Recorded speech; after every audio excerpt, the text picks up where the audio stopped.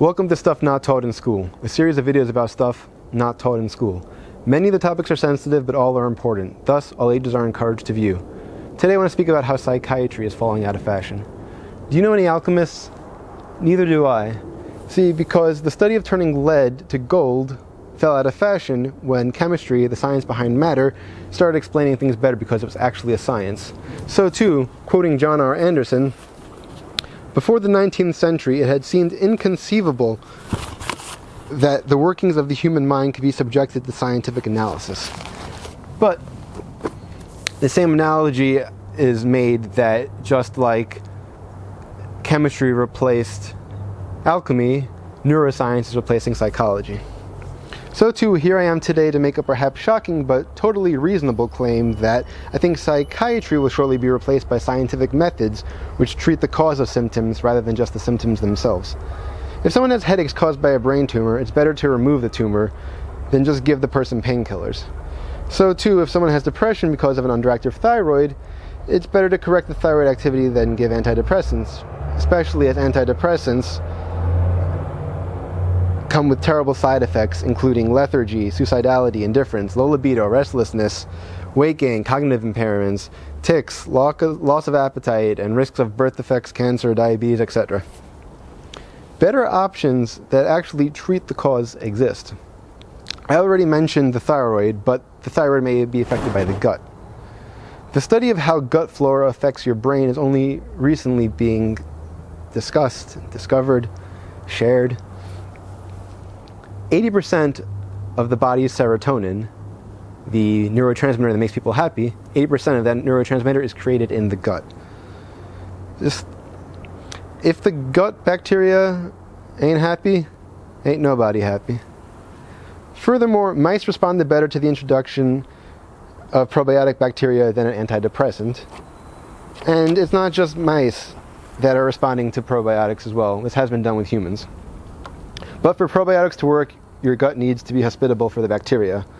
Eating lots of fiber and other prebiotic foods and cutting out certain other foods can help. You might wonder why psychiatrists don't know this and already haven't told you to change your diet. Let me explain.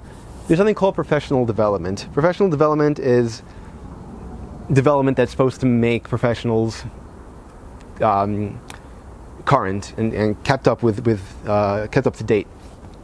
Teachers are generally required, or at least encouraged, to attend a few professional development meetings a year.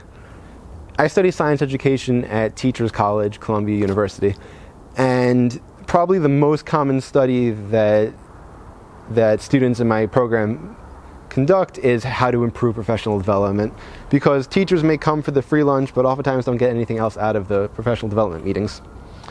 But when's the last time psychiatrists or any other doctors had a professional development meeting?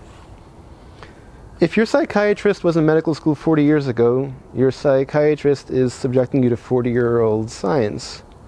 40 years ago, they thought an ice age was coming. And as the significance of the gut-brain connection is only really becoming hot the last 3 years, even fresh out of medical school, psychiatrists might not be familiar with the gut-brain connection. There are some psychiatrists who are familiar with treating the cause rather than the symptoms. So I'm not saying that psychiatrists are falling out of fashion, but that psychiatry is falling out of fashion.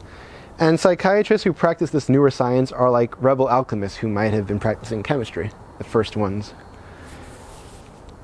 One group of people who treat the cause rather than the symptom practice something called functional medicine. And while some functional medicine practitioners might be quacks, some non-functional medicine practitioners are quacks as well. There are quacks everywhere, even in -5-degree weather in Syracuse. It's important to not throw out the baby with the bathwater and dismiss the notion of treating the cause rather than the symptom, because some people who agree with this method are quacks. I bet some quacks voted for the last person for whom you voted for president. So maybe it's your thyroid, maybe it's your gut flora, maybe it's your diet, maybe it's your environment. In any case, rather than taking antipsychotics or other drugs, let's treat the cause of your symptoms. Treatment may be as simple as getting more exercise, getting more sleep, or changing your diet. I'm looking forward to this exciting change.